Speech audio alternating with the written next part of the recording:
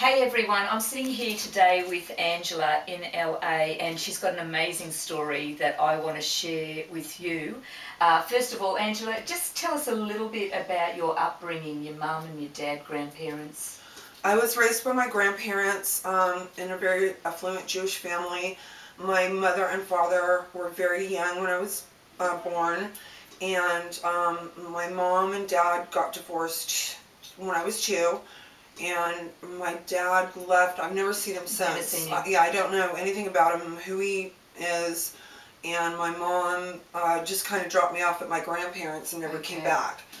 And so today, what's the state of your mum? My mother has full-blown AIDS. She's in a wheelchair.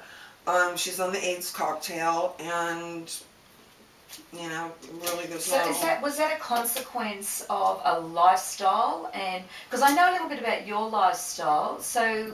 Your mum was in the adult industry, which then was... No, she wasn't in the adult industry. She wasn't? But you moved into the adult industry. I moved into the adult industry. I left home when I was about 12. I kept getting put in boarding schools and whatnot, and my grandparents were having a really difficult time with me.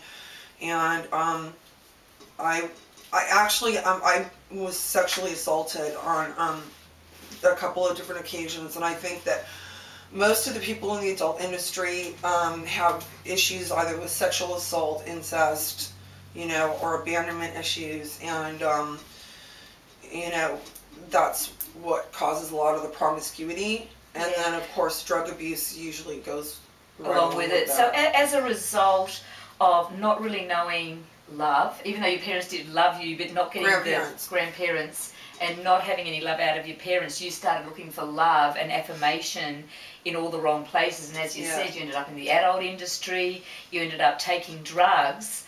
The greatest day of your life was when you walked into church 6 months ago with one of our other fantastic members, Laura Wilson. Tell us a little bit about that, because that was a big change for you. You know, it was.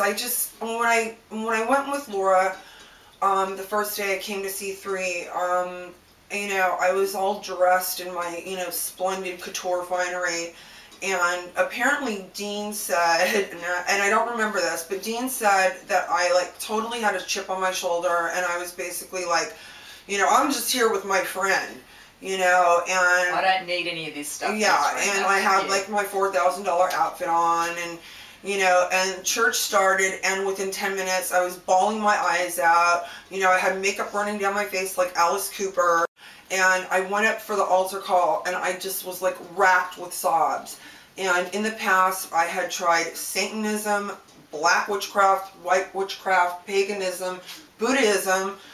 You know, and as you know, I was raised by a Jewish family. And we'd actually had that day where we all came to your apartment and rounded up all your black witchcraft. Oh yeah, I had like accoutrement for, you know, witchcraft all the way from Long Beach to Louisiana that I had been collecting Ouija boards, everything, and I didn't want to touch it because I thought something horrible was going to happen to me. So three members came over and threw it out for me. So what's different this time? What have you found you know, I had this empty hole, like, my whole life, and I had tried to fill it, you know, with drugs, with you know, I mean, I had been an intravenous drug user in the past, many years ago.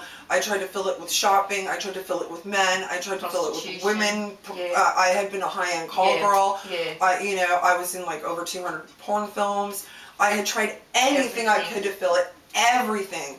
And all of a sudden, you know, I got to C3 and I felt like I was home. So tell me, what do you feel for your future? I see amazing things. I've been clean and sober for a while now, as you know. I have amazing friends through C3, and I'm going back to school to get my bachelor's degree in criminal justice, actually. Oh, wow. And I have a new addiction, and his name is Jesus Christ. And you know, I'm getting my marriage is being rebuilt right now, and you know, I want to help others, and I don't just want to be a follower of Jesus. I want to be a disciple and learn everything that I can, and I help people who are still suffering with the disease of alcohol and addiction, and you know, just try to give back some of what was so freely given to me. It's awesome. Guys, an amazing story. One day you're going to meet this lady. If you come out to LA, you'll see her. But one day I want to get her back to Atlanta. And you know, what we can take out of this is sometimes we think God can't move in our lives. Angela would agree. If he can do what he's done in her life. If he can save me, he can save anybody. Thanks, everyone. Thank you.